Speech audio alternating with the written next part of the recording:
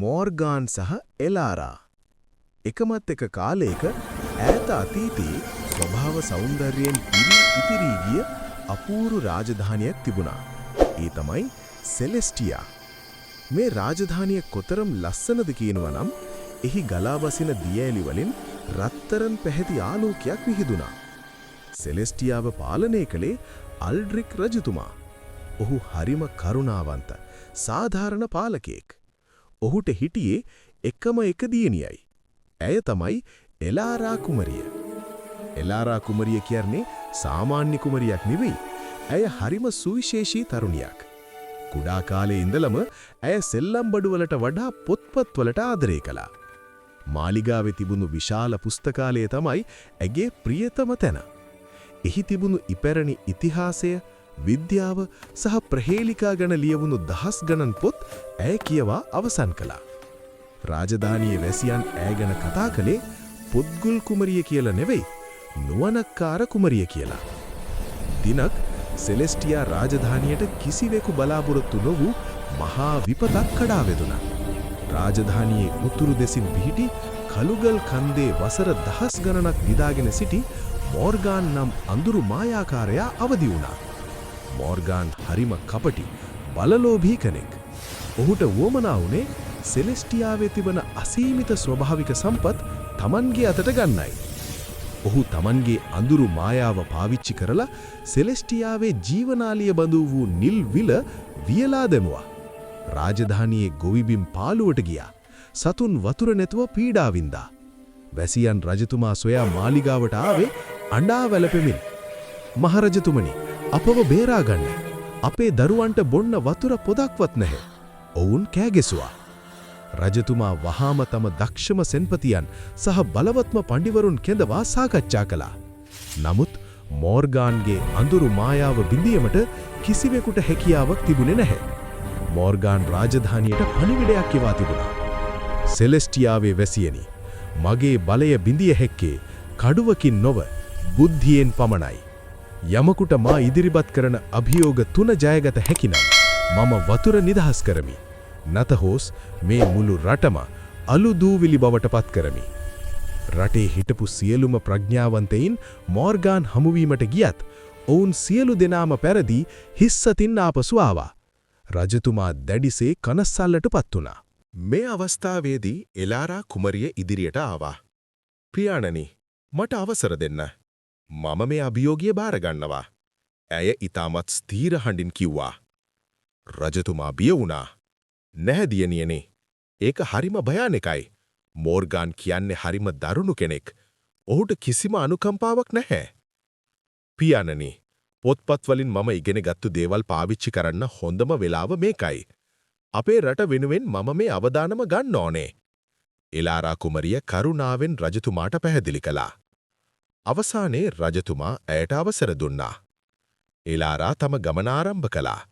ඇය තමන් සමග රැගෙන ගියේ කිසිදු ආයුධයක් නොව ඇගේ බුද්ධිය සහ කුඩා මල්ලක බහාගත් සරල දේවල් කිහිපයක් පමණයි.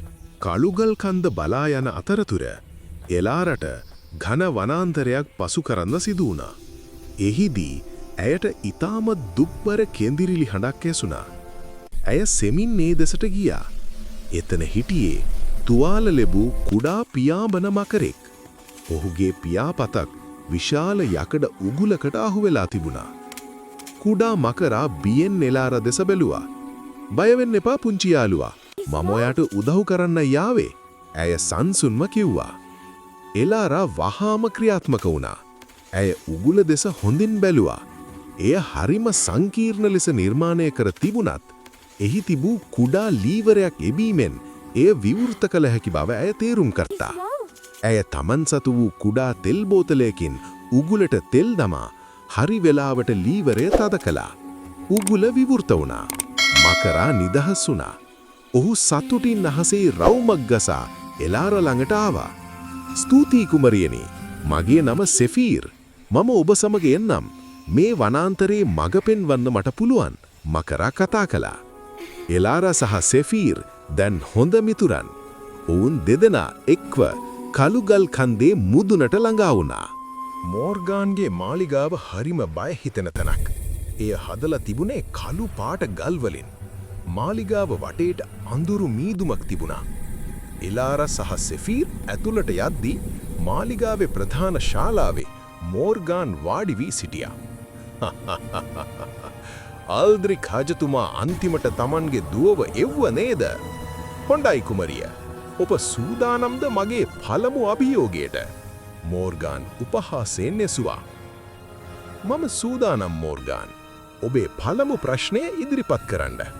එලාරා නොබියව කිව්වා. මෝර්ගාන් Tamanගේ මම්තර සැරයටිය අහසට එසෙව්වා. එක පාරටම ශාලාව මැද විශාල වීදුරු බඳුනක් මතුවුණා. ඒ බඳුන ඇතුලේ තිබුණේ වර්ණව දියර වර්ග 3ක්. රතු, නිල් සහ කහ. මේ දියර එකිනෙකට මිශ්‍ර වෙලා තිබුණේ නැහැ. මෙන්න ඔබේ පළමු අභියෝගය. මේ බඳුන අල්ලන්නේ නැතුව එහි ඇති රතු දියරේ පමණක් වෙනත් භාජනයකට වෙන් කර පෙන්වන්න. ඔබට ලැබෙන්නේ විනාඩි 10ක් පමණයි. සෙෆීර් මකරා කලබල වුණා. මේක කොහොමද කරන්නේ? බඳුන අල්ලන්න තහනම්නේ. එලාරා කුමරිය බඳුන දෙස හොඳින් බැලුවා. ඇය පෘෂ්ටික ආතතිය සහ දියරවල ඝනත්වය ගැන පොත්වලින් කියවූ දේ මතක් කළා. රතු දියරේ තිබුණේ මැද ස්තරයේ. ඇය Tamanගේ මල්ලෙන් දිගු සිහින් නලයක් සහ කුඩා රෙදි කැබැල්ලක් ගත්තා. ඇය නලය දියරය තුලට ගිල්වා එහි අනෙත් කෙළවර පහත් තැනක තැබූ භාජනයකට යොමු කළා. ඇය සයිෆන් ක්‍රමය භාවිත කරමින් ඊටාම දක්ෂ ලෙස රතු දියරය පමණක් වෙන් කළා. මෝර්ගාන්ගේ මුහුණ මලානික වුණා. ඒක අහම්බයක් වෙන්න ඇති. හැබැයි දෙවනි අභියෝගය ඊට වඩා 1000 ගුණයක් අමාරුයි. මෝර්ගාන් නොවුන්ව මාලිගාවේ පිටුපස තිබූ විශාල ප්‍රපාතයක් ළඟට එක්කගෙන ගියා. ඒ ප්‍රපාතයේ මැද කිසිම පාලමක් තිබුණේ නැහැ. අනෙක් පැත්තේ තිබුණේ රන්වන් දොරටුවක්. මෙන්න දෙවනි අභියෝගය. මේ ප්‍රපාතේ හරහා ගිහින් අර රන්වන් දොරටුව විවෘත කරන්න. හැබැයි මතක තබා ගන්න මෙතන පාලමක් නැහැ. වැටුනොත් කෙලින්ම අපායට තමයි යන්නේ. මෝර්ගාන් සිනාසුනා. සෙෆීර් කිව්වා, කුමරියනි, මගේ පිටේ නගින්න. මම ඔබව පියාඹාගෙන එක්ක යන්නම්. නමුත් මෝර්ගාන් ඒ වැළක්වුවා. නෑ. උදව්වක් නැතුව කුමරිය තනියම යා යුතුයි. එලාරා ප්‍රපාතයේ දැස බැලුවා. ඇයට පෙනුණා ප්‍රපාතයේ කෙළවරේ තිබූ ඇතම් ගල්වල මකුළු දැල් බැඳී ඇති ආකාරය. ඇය පොළවෙන් වැලිමිටක් ගෙන ප්‍රපාතයේ දෙසට විසිකලා. පුදුමයකි. වැලිමිට අහසේ රැඳී තිබුණා. ඇය තීරුම් ගත්තා එහි වීදුරු මෙන් විනිවිද පෙනෙන ඉතා ශක්තිමත් මාවතක් ඇති බව. ඇය සෙමින් වැලි විසිකරමින් මාවත හඳුනාගෙන එහා පැත්තට ගියා. ගිහින් රන්වන් දොරටුව විවෘත කළා. මෝර්ගාන් පුදුමයෙන් ගල් ගැසුණා. කිසිවෙකුත් මීට පෙර මේ මාවත හඳුනාගෙන තිබුණේ නැහැ. දැන් තීරණාත්මක මොහොත. මෝර්ගාන් දැඩි කේන්තියෙන් සිටියා. හොඳයි කුමරිය, ඔබ දක්ෂයි. නමුත් මේ අවසාන අභියෝගයෙන් ඔබ නිසකවම පරදිනවා. මෙය වැරදුනොත් ඔබත් ඔබේ මකරාත් සදහටම ගල් පිළිම බවට පත් වෙනවා. මෝර්ගාන් එලාරා ඉදිරියේ විශාල දුමාරයක් මැව්වා. ඒ දුමාරය මැදින් ඔහු මහා ප්‍රහේලිකාව ඉදිරිපත් කළා. මට හඬක් නැතත් මම කතා කරමි. මට කන් නැතත් මම අසමි. මම ඔබ පවසන සෑම දෙයක්ම නැවත පවසමි. නමුත් මම කිසිවක් අලුතින් නොකියමි. මම කවුද? එලාරා කල්පනා කළා. සෑම දෙයක්ම නැවත පවසන, නමුත් අලුතින් කිසිවක් නොකියන. ඇය නිහඬව සිටියා. මෝර්ගාන් සිනාසුනා. කාලය අවසන් වේගෙන එන්නේ කුමරිය. උත්තරය දෙන්න. එලාරා එකපාරටම සිනාසුනා. ඇය හාලාවේ බිත්තියක් දෙසට හැරි හයියෙන් කෑ ගැසුවා. මම කවුද? බිත්තියෙන් පිළිතුර ආවා. මම කවුද? එලාරා මෝර්ගාන් දෙසට හැරි කිව්වා, මෝර්ගාන්, ඒ තමයි ප්‍රතිධ්වනිය. මෝර්ගාන්ගේ මන්තර සැරයටිය කැබලි දහසකට කැඩී ගියා. ඔහුගේ කළු මාලිගාව දිය වී යන්න පටන් ගත්තා. අඳුරු මීදුම මැකී ගොස් හිරු එළිය කළුගල් කන්දට පතිත වුණා. මෝර්ගාන් පරාජය පිළිගෙන මීදුම සමගම අතුරුදන් වුණා. සෙලෙස්ටියාවේ වියලී ගිය නිල් විලට නැවතත් දියදහරා ගලා එන්න පටන් ගත්තා. ගොවි බිම් නිල්වන් වුණා. මල් පිපුණා. සතුන් සතුටින් නටන්න පටන් ගත්තා. එලාර කුමරිය සෙෆීර් මකරාගේ පිටේ නැගී ආපසු මාලිගාවට එද්දී මුළු රාජධානියම මග දෙපස රැස් වී ඇයට සුබ පැතුවා. අල්ද්‍රික් රජතුමා දෑසට කඳුළු පුරවාගෙන තම දියණිය වැළඳගත්තා. මගේ දියණියනි, ඔබ අපේ රට විතරක් නෙවෙයි බුද්ධියේ වටිනාකමත් ලෝකයටම පෙන්නුවා, රජතුමා කිව්වා. එලාර කුමරිය කිව්වා, පියාණනි, ශක්තියට වඩා බුද්ධිය බලවත්. අපි හැමෝම ඉගෙන ගන්න ඕනේ ප්‍රශ්න දිහා උපේක්ෂාවෙන් සහ බුද්ධියෙන් බලන්න. එදා සිට සෙලෙස්ටියාවේ කිසිම දිනක සම්පත් හිඟයක් වුණේ නැහැ. එලාර කුමරිය පසුව ඒ රටේ රැජින බවට පත් වුණා. ඇය පාලනය කළේ පොත්පත් වලින් උගත් දැනුම සහ ප්‍රායෝගික බුද්ධිය පාවිච්චි කරලයි. ඇය සෙෆීර් මකරාව තම ප්‍රධාන ආරක්ෂකයා සහ උපදේශකයා ලෙස තබා ගත්තා.